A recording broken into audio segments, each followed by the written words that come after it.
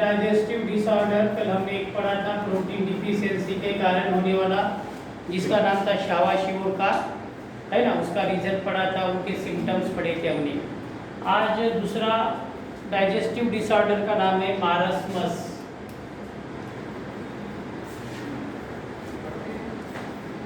मारस्मस ये भी एक प्रोटीन डिफिशियंसी के कारण निर्माण होने वाला डिसीज होता है।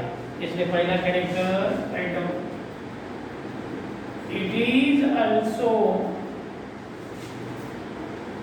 Due to deficiency of, it is also due to deficiency of proteins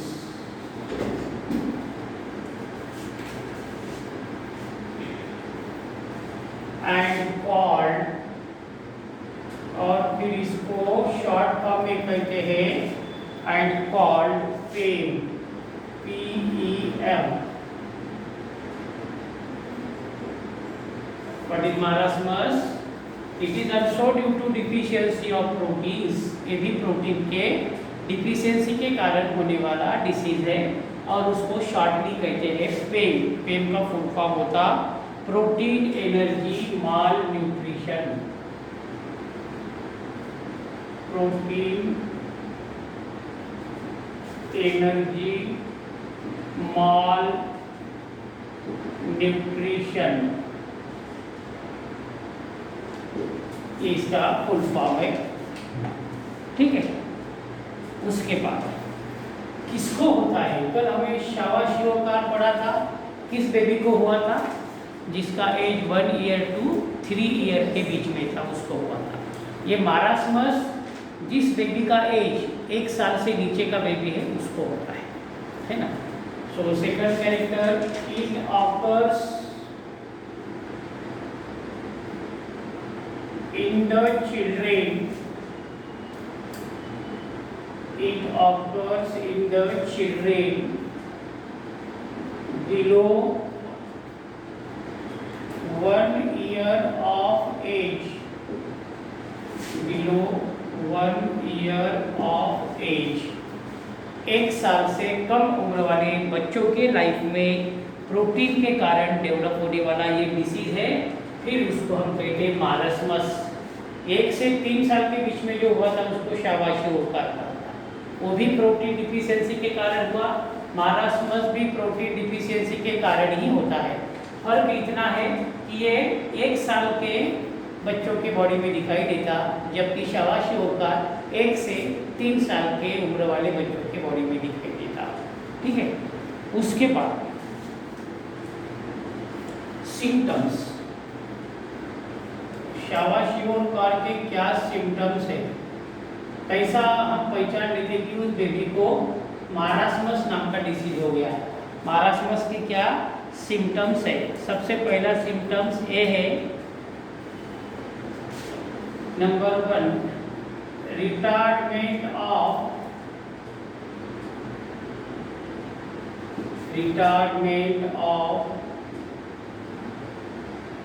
physical and mental growth. वो बेबी के बॉडी में फिजिकल ग्रोथ और मेंटल ग्रोथ, फिजिकल मतलब शारीरिक, मेंटल मतलब मानसिक। फिजिकल और मेंटल ये दोनों ग्रोथ रिटार्ड हो जाते हैं। रिटार्ड मतलब रुक जाते हैं। जितना होना है उतना फिजिकल ग्रोथ नहीं होगा, जितना मेंटल ग्रोथ होना है उतना भी नहीं होगा। इसलिए दोनों के दोनों ग्रोथ रिटार्ड हो जाते हैं, फिजिकल एंड मेंटल ग्रोथ रिटार्डमेंट। एक पहला सिम्टम। दूसरा सिम्टम है मारास्मस नाम का डिसीज का, और वो सिम्टम का नाम है disappearance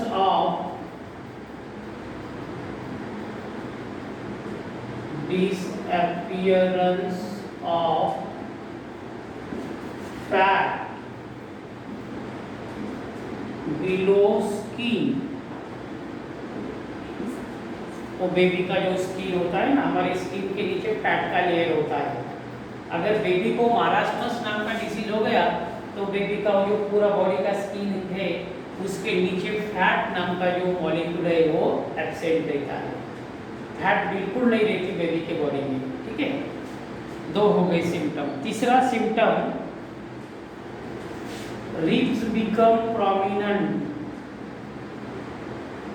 ribs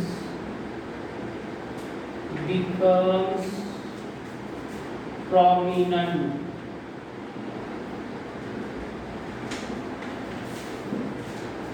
वो बेबी के जो रिब्स है, रिब मतलब ये जो फसलियां है, अगर उसका हम शर्ट वगैरह बनियान वगैरह निकालते हैं तो बेबी के पूरे जो रिब्स है, फसलियां आराम से बाहर से दिखते हैं। हम काउंट कर सकते हैं, इतना प्रोमिनेंट होते हैं क्योंकि फैटी नहीं है बॉडी, है ना, पूरा बोनी बोन है और रिब्स आर प्रोमिनेंट। ये तीसरा सिम्टम है। चौथा सिम्टम होता मारास्मस नाम का डिसीज का, और वो है limbs becomes thin, limbs becomes thin. वो बेबी के लिम्ब जो है एकदम पतले हो जाते हैं, हाथ पैर। उसके बाद skin becomes dry, skin becomes dry and wrinkled, WRINKLED। वो बेबी का जो लिम्स है, लिम्स बिकम्स थिन, एकदम पतले पतले हाथ पैर रहते हैं बेबी के। उसके बाद स्किन बिकम्स ड्राई, उसका जो स्किन होता है एकदम सूखी हुई त्वचा, सूखा हुआ चेहरा, मुरझाया हुआ चेहरा दिखता है। एंड ग्रिंकल्ड होता है, ग्रिंकल्ड मतलब सुरकुतिया, मुरझाए, है ना, सुरकुती पड़लेला चेहरा, है ना। बेबी में तो कितना ग्लोइंग रहता बेबी का फेस, है ना। तो ये बेबी को अगर हम देखें तो उसमें वो जो चार्मिंग रहता, जो ग्लोइंग रहता, बेबी का जो स्वीटनेस रहता, वो स्वीटनेस वो बेबी की बॉडी में नहीं दिखता क्योंकि पूरा स्किन ग्रिंकल हो जाता, है ना, मुरझाया हुआ पूरा चेहरा हो जाता। लिम्स बिकम थिन, हाथ पैर पतले पतले हो जाते और स्किन बिकम्स ड्राई, है ना। ये चौथा सिम्टम्स। पांचवा सिम्टम्स ये होता मारास्मस का लॉस ऑफ वेट,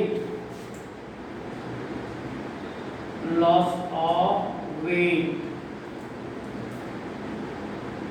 बेबी का बॉडी वेट लॉस हो जाता। उसके बाद लॉस ऑफ डाइजेशन, वो बेबी का जो डाइजेशन है वो भी लॉस हो जाता। Loss of weight, loss of digestion, ठीक है। And absorption of food stocks, and absorption of food, absorption of food stocks.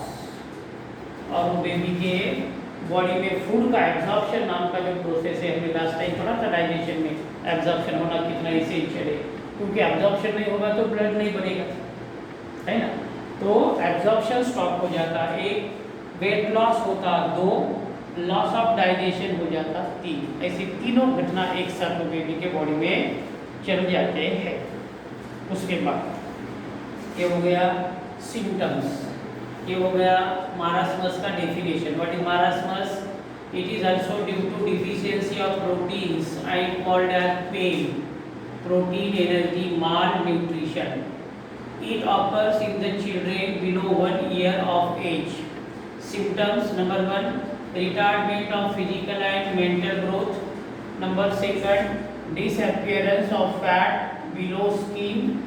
Number 3, ribs becomes prominent. Number 4, limbs becomes thin, skin becomes dry and wrinkled. और fifth वाला loss of weight, loss of digestion and absorption of food stocks.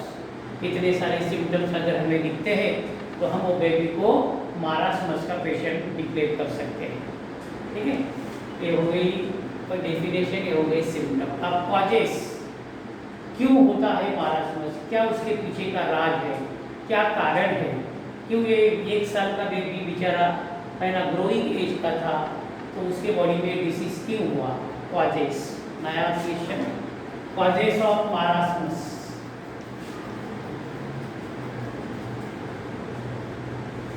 Causes of मारास्मस, मारास्मस निर्माण होने के कारण, वजह क्या है, क्या रीजंस है, why the मारास्मस is develop in the body of that baby, वो बेबी की बॉडी में ये मारास्मस क्यों डेवलप होता है।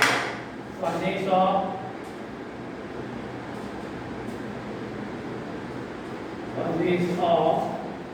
मारास्मस।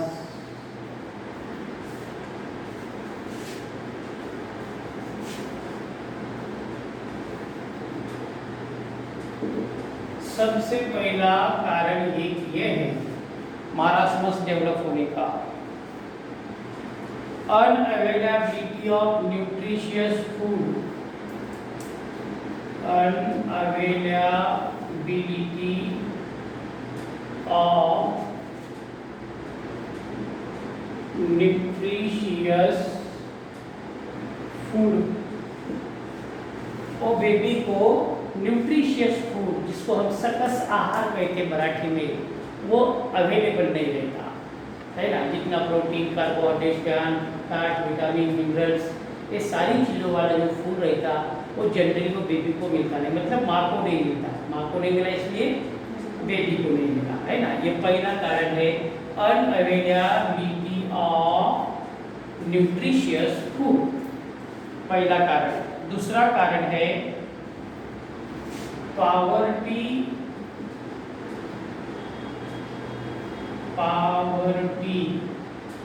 And large family,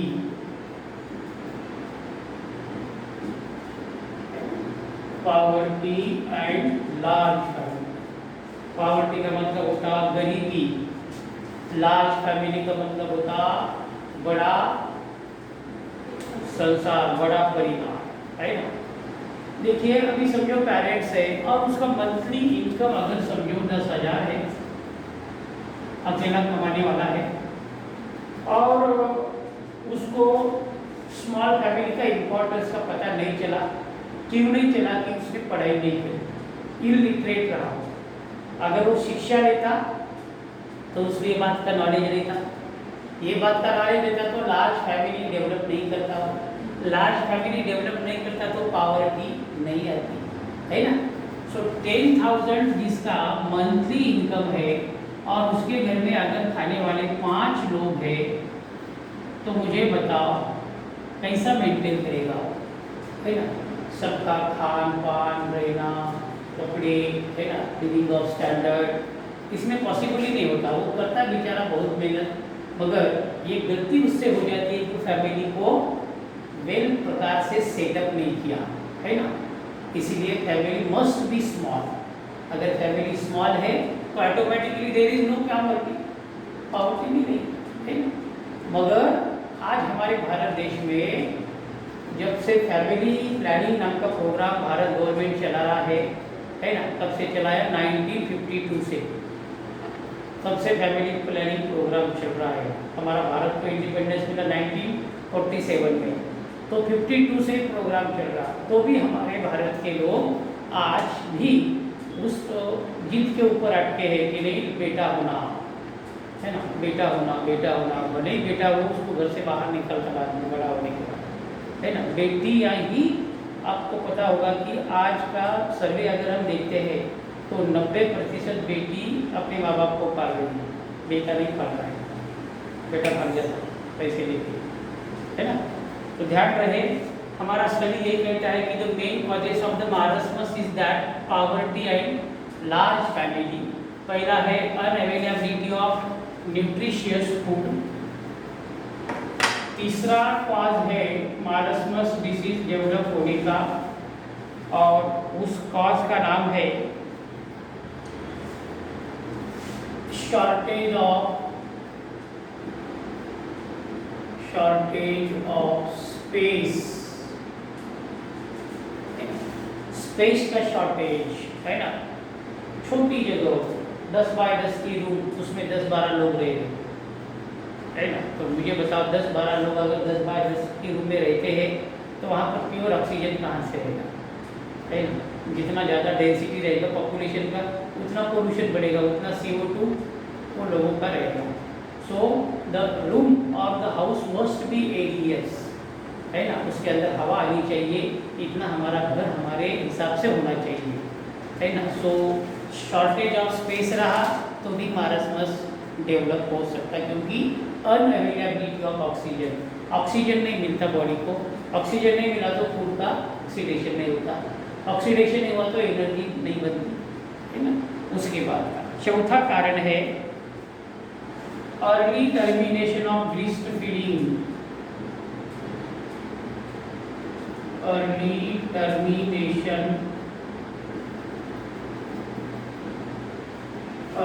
termination of breast feeding. अगर माँ की गोद में छोटा बेबी, माँ की दूध पीने वाला बेबी है, तो हमारा स्टडी कहता है कि कम से कम बेबी को 2.5 साल माँ का दूध मिलना कंपलसरी होता है ना, 2.5 ईयर। मगर हम क्या कर रहे हैं कि वो फैमिली प्लानिंग न रहने की वजह से हम वो बेबी का जो ब्रेस्ट फीडिंग है, तो माँ का जो दूध है उसको बेबी को 8 महीने 9 महीने में ही उसको छुड़ा देते हैं, है ना। और आजकल तो फैड हो गया कि जो पढ़े लिखे लोग हैं, पढ़े क्यों, मुझे ये बात का ताजुब होता है कि पढ़े लिखे लोग भी अपने बेबी को पेट भर दूध नहीं पिलाती है माँ, है ना, वो ऊपर का दूध पिलाते हैं, है ना। So it is very wrong, क्योंकि माँ के दूध में जो शक्ति है वो संसार के कोई फूड में नहीं है। मगर हम क्या करते कि वो बेबी का जो ब्रेस्ट फीडिंग है उसको अर्ली टर्मिनेट कर देते, पहले ही छुड़ा देते। बहुत हो गया 1 साल 1.5 साल, जबकि हमारा स्टडी कहता है कि 2.5 ईयर बेबी को मिलना चाहिए, है ना। तो ये एक कारण बन सकता मारसमस डेवलप होने का कि early termination of the breast feeding. उसके बाद 5th नंबर का रीज़न हम देखते हैं मारसमस डेवलप होने का, over diluted milk, over diluted milk, है ना। अब समझो ऊपर का दूध दे रहे हैं बेबी को, तो ऊपर का जो दूध है वो भी ज़्यादा डाइल्यूट है ना, पानी वाला है। कौन देता प्योर दूध, है ना। वो सवेरे जो अंकल हमारे घर पे आता अपने दूध देने के लिए बेल बजाता, हम कटोरा लेके बाहर जाते और उसको बोलते काका दुधात पाणी आहे का, देवाची शपथ एक भी चेक नहीं पानी, है ना, पहली सौगंध खा लेता हो, है ना। और जबकि अगर उसके पास से हमने आधा लीटर दूध लिया तो आधा लीटर में कम से कम 300 ml पानी रहता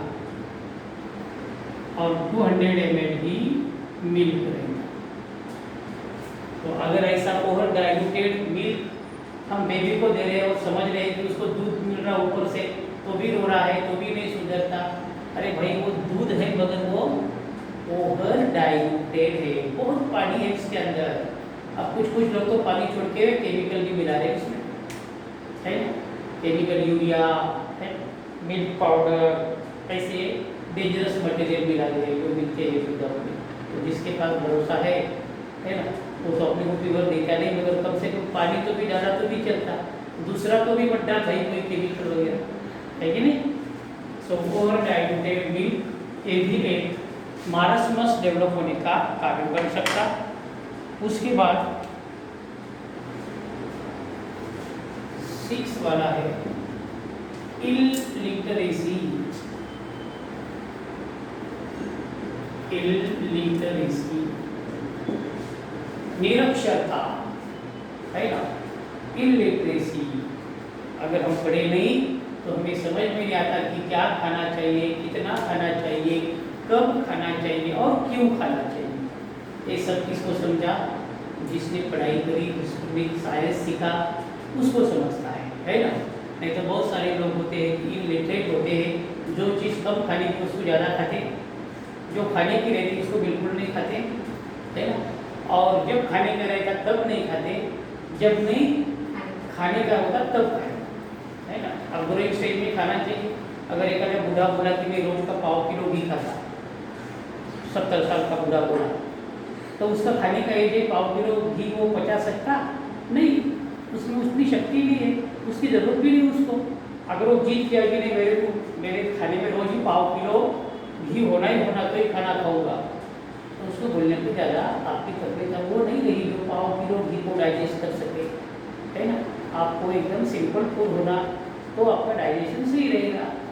तो ये सारी चीज़ें होती है, these are the causes of the marasmus. पहला cause unavailability of nutritious food, दूसरा पॉवर्टी एंड लार्ज फैमिली, तीसरा शॉर्टेज ऑफ स्पेस, चौथा early termination of breast feeding, पांचवा ओवर डाइल्यूटेड मिल्क, और 6 वाला इलिटरेसी, है ना। तो ये हो गया मारसमस, मारसमस की डेफिनेशन, मारसमस के सिम्टम्स और मारसमस के कॉजेस। उसके बाद का डिसीज है हमारा डाइजेस्टिव डिसऑर्डर में आने वाला 3rd नंबर का डिसीज, इंडाइजेशन।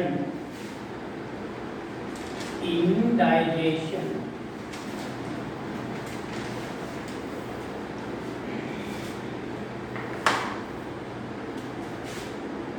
थर्ड नंबर का digestive disorder indigestion.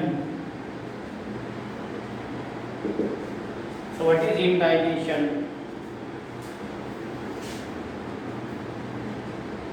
Overeating,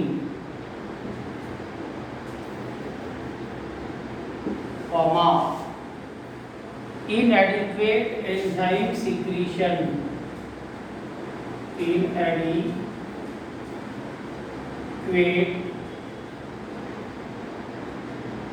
enzyme secretion,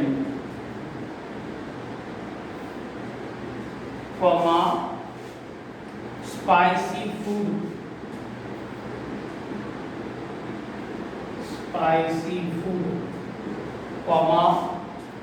anxiety,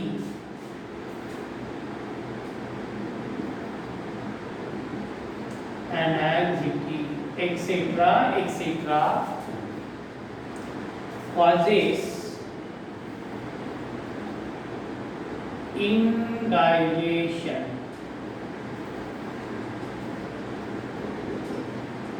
What is indigestion? indigestion अपचन जिसको हम कहते हैं, हमने फूड खाया तो फूड का डाइजेशन प्रॉपरली होना, विदाउट एनी हार्म होना जरूरी होता, मगर हम कभी कभी फूड खाते हैं तो उसका विपरीत परिणाम हमारे बॉडी पे होता है। खट्टी डकार आना, छाती में जलन होना, है ना, उसके बाद नींद ना आना, है ना, चिड़चिड़ेपन होना, है ना, एसिडिटी बढ़ना, है ना, ये जो तकलीफें होती है ये सब इंडाइजेशन के कारण होता।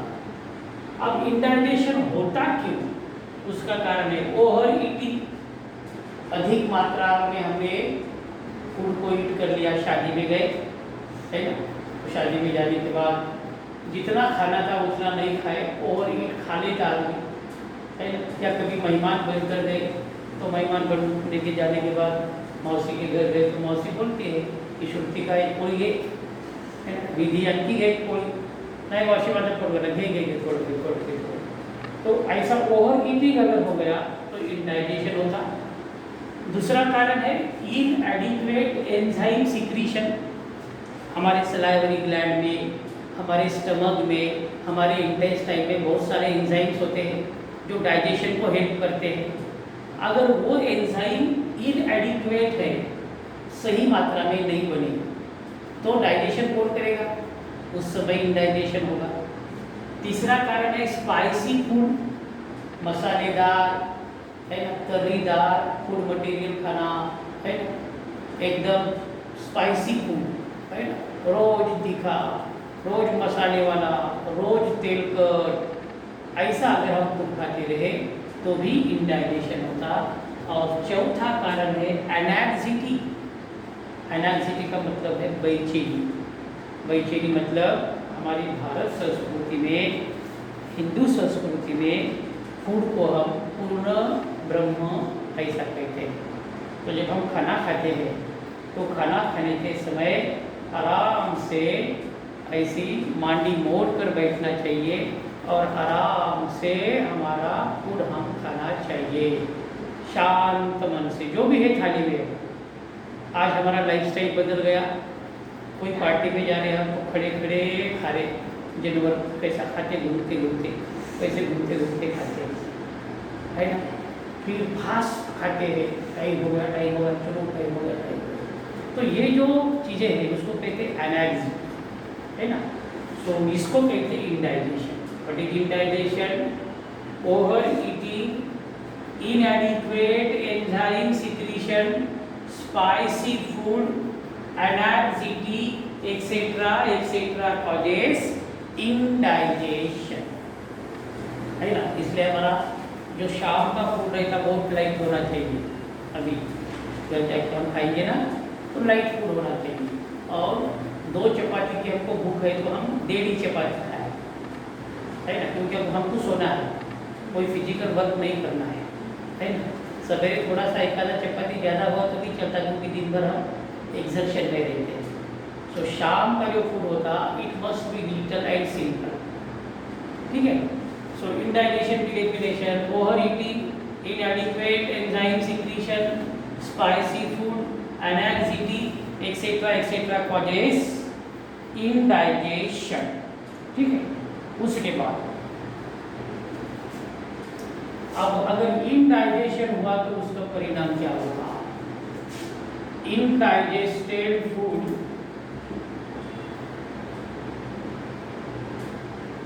इनडाइजेस्टेड फूड, जो इनडाइजेस्टेड फूड है में कॉज, इनडाइजेस्टेड फूड में कॉज फूड पॉइजन। अगर ऐसा ही इनडाइजेस्टेड फूड रहा तो एक समय ऐसा था कि हमें फूड पॉइजन जैसा भयंकर डिसीज हो जाता है। फूड पॉइजन, कभी कभी आदमी की मौत भी हो जाती उसमें, है ना। सो इनडाइजेशन में, इनडाइजेस्टेड फूड में कॉजेस फूड पॉइजन। तीसरा कैरेक्टर इनडाइजेशन का, it leads to the loss of, it leads to the loss of appetite। Indigestion हुआ तो एपिटाइट का लॉस होता, मतलब पाचन शक्ति पूरी खराब हो जाती। उसके बाद एसिडिटी, एसिडिटी भी बढ़ जाती। उसके बाद हार्ट बर्न, सीने में जलन होती, हार्ट बर्न। उसके बाद रिगर्जिटेशन, रिगर्जिटेशन, रिगर्जिटेशन का मतलब होता पेट में का जो फूड है हमको डका रहती तो पेट में का फूड हमारे माउथ में आता वापस, उसको कहते रिगर्जिटेशन। उसके बाद डायस्पेप्सिया, डायस्पेप्सिया, डायस्पेप्सिया मतलब एब्डोमिनल पेन, एब्डोमेन में पेन होता। उसके बाद स्टमक पेन, स्टमक में भी पेन होता। ये सारे परिणाम इनडाइजेशन के होते हैं। What are indigestion? Overeating, inadequate enzyme secretion, spicy food, anxiety, etc. causes indigestion. Indigested food may cause food poison. The indigestion leads to the loss of appetite. पाचन शक्ति में बिगाड़ आ जाता, एसिडिटी बढ़ जाती, हार्ट बर्न होता, regurgitation होता, डायस्पेप्सिया होता एंड स्टमक पेन होता। ये सब प्रॉब्लम इनडाइजेशन के कारण हमारे बॉडी में जुड़ जाते हैं। ठीक है। उसके बाद प्रिवेंशन, प्रिवेंशन मतलब प्रतिबंध। इंडाइजेशन को कैसा प्रिवेंट करें, कैसा रोक लगाए उसको, ये बीमारी से हम कैसे बचे, हमारे हाथ में है ना। नंबर 1 प्रिवेंशन में अवॉइड ईटिंग लार्ज मील। ये पहला कारण, कोई भी कीमत पर ज्यादा मात्रा का फूड हम सेवन ना करें। अवॉइड ईटिंग लार्ज मील, पहला कारण, पहला प्रिवेंशन। दूसरा prevention, lying down after meal, lying down after meal is avoided. खाना खाने के बाद तुरंत जाके तकिए पे जाके सोना नहीं। खाना खाने के बाद कम से कम 100 पैर तो भी चल के आना चाहिए इधर उधर। हमको आदत ऐसी है, हम सोफे पे बैठ के खाना खाए, जैसे ही थाली को बाजू में किया कि जाके 25 किलो के गद्दी पे जाके बड़ा सा तकिया लेके टीवी के सामने बैठ जाए। बहुत गलत बात है। खाना खाने के बाद कम से कम, जिसको मराठी में हम लोग शतपावली कहते हैं, थोड़ा सा एक राउंड घूम के आ गए तो डाइजेशन जो है वो प्रॉपरली हो जाता है। तो हमारा स्टडी कहता है लेइंग डाउन आफ्टर मील, खाना खाने के बाद ले डाउन होना अवॉइड करो, तो आप इससे बचोगे। अवॉइड ईटिंग लार्ज मील, भारी मात्रा का मील ईट करने को अवॉइड करो, इससे बचोगे।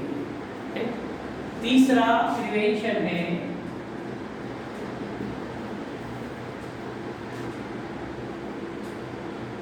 अवॉइड जंक फूड,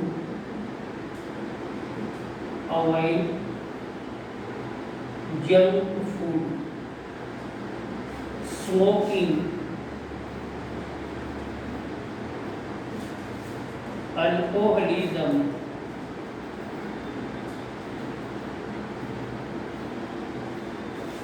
ये चीजों को अवॉइड करो।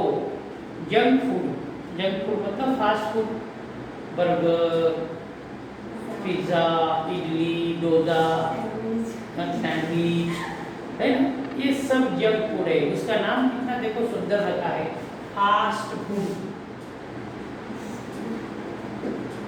क्या कहते हैं इसको? फास्ट फूड, मतलब जल्दी खाओ, जल्दी मोटे बनो और जल्दी ऊपर चले जाओ, फास्ट फूड है ना। इसलिए हमारा बेबी जब जा रहा है तो माँ का बाबू का फर्ज होता है कि उसके टिफिन में दाल, चावल, सब्जी, रोटी, ये टिफिन रहता है। आज हम वो टिफिन छोड़ दिए, है ना, तो छोटा सा बेबी, उसका इतना सा स्टमक, छोटा सा, उसके टिफिन में देखो अब क्या रहता है ना, मंचूरियन, नहीं तो मैगी, है ना, ऐसी खराब खराब चीज़ें उसके टिफिन में दे रहे। ये माँ बाप का फर्ज है क्या? नहीं है। वो बेबी उसको समझा के बोले कि बेटा वो नहीं खाना है, ये खाना है, है ना, ये दाल चावल चपाती, ये सब्जी, ये खाना है। फिर बहुत सारे पेरेंट्स तो ऐसे बोलते कि यार, मैं तो एक ऐसा पेरेंट दिखा, डॉक्टर के पास आया था, I think the child may be 7th standard, 7वीं क्लास में पढ़ रहा था चाइल्ड। अजयनगर का डॉक्टर राजे के हॉस्पिटल में लेके आया था उसको। तो वो दोनों पेरेंट बोले डॉक्टर साहेब म्हणे हा आमचा मुलगा जेवतच नाही म्हणे। डॉक्टर म्हणे मग काय करतो म्हणे, जेवत नाही म्हणे, दुसरं काहीच खात नाही म्हणे, त्याला म्हणे मॅगीच पाहिजे म्हणे रोज, नहीं तो मैंने पिज़्ज़ा पाहिजे म्हणे। डॉक्टर मेरे तो देखिए हंस रहा, मेरा फ्रेंड है, वो खास फ्रेंड है। तो मी आता याच्यावर तर काही औषध नाही म्हणे, तुमच्या हातात आहे म्हणे, त्याला देऊच नका म्हणे तुम्ही खायला, किती दिवस उपाशी राहील म्हणे तो, 1 दिवस 2 दिवस, तिसऱ्या दिवशी मागत म्हणे खायला, तेव्हा त्याला वरण भात चपाती द्या म्हणे खायला, बरोबर सांगितलं। बताओ किसकी गलती है? माँ बाप की गलती नहीं है। अगर माँ ने उसके टिफिन में वो उसको नहीं दिया होता चलो ठीक है, एक आधी बार महीने में एक आधी बार दिया उसको छोटा दे, वो बात अलग है। डेली आप लोगों डेली खिला रहे उसको एवरी डे, और वो भी खा रहा बेचारा, उसको आदत लग गया, अच्छा लग रहा उसको क्या परिणाम का पता क्या होने वाला है आगे जाके। सो हमारा स्टडी कहता है avoid junk food, junk food को अवॉइड करो, आप इंडाइजेशन से बचोगे। स्मोकिंग अवॉइड करो, इंडाइजेशन से बचोगे। अल्कोहलिज्म को अवॉइड करो, इंडाइजेशन से बचोगे। उसके बाद चौथा preventive measure we can say and that is avoid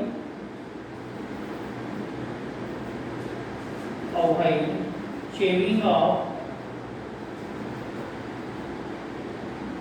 पान मसाला,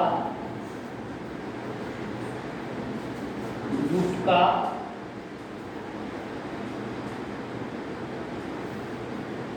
सुपारी एक्सेट्रा। ये चीज़ें अगर हम चेव करते हैं तो इसके कारण भी हमें क्या होता, इनडाइजेशन हो जाता। ये हो गया इनडाइजेशन, इनडाइजेशन की डेफिनेशन, उसके परिणाम, और परिणाम होने के बाद उसके प्रिवेंशन, है ना। तो हमारे हाथ में है ये इनडाइजेशन से बचना। इसके ऊपर कोई ट्रीटमेंट नहीं, कोई दवा नहीं, और कहीं पर अच्छा नहीं होगा। अगर हम हमारे दिन में लिए तो ऑटोमेटिकली कम हो जाता है। एसिडिटी नाम का डिसीज है, आपको पता है ना, यहाँ पे लिखा हमने एसिडिटी होती है। What is acidity? तो ये हमारा स्टमक है, ये हमारे स्टमक में हाइड्रोक्लोरिक एसिड नाम का एसिड होता है, और ये हाइड्रोक्लोरिक एसिड इसेंशियल होता है हमारे फूड के डाइजेशन के लिए। मगर ये कभी ज़रूरत से ज़्यादा अगर बॉडी में डेवलप हो गया तो उस कंडीशन को कहते हैं acidity, increasing of acid than their normal range in the body is known as acidity. अभी बड़ा क्यों एसिडिटी हमारा रोल है, हम उसके मेजर कारण है, हमने बढ़ाया हुआ एसिड को हमारी बॉडी में। कैसा बनाया एसिडिटी? लोग एसिडिटी को बीमारी कह रहे हैं, गोली खा रहे हैं, एसिडिटी है, एसिडिटी, एसिडिटी नहीं है भाई, एसिडिटी तूने डेवलप किया है ना। तो एसिडिटी क्यों होती है? एसिडिटी होने का कारण है हर्री, दूसरा कारण है वर्री, और तीसरा कारण है कर्री। हर्री, वर्री, कर्री।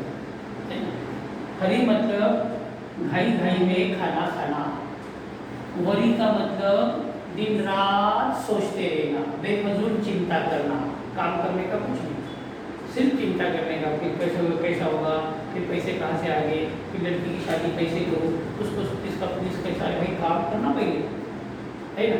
उसके बाद कर्री, मसालेदार तेलकट वगैरह खाना। ये चीज़ें तीनों एक साथ अगर आ गई तो automatically there is development of acidity.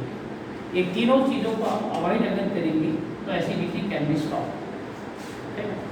ये हो गया इनडाइजेशन।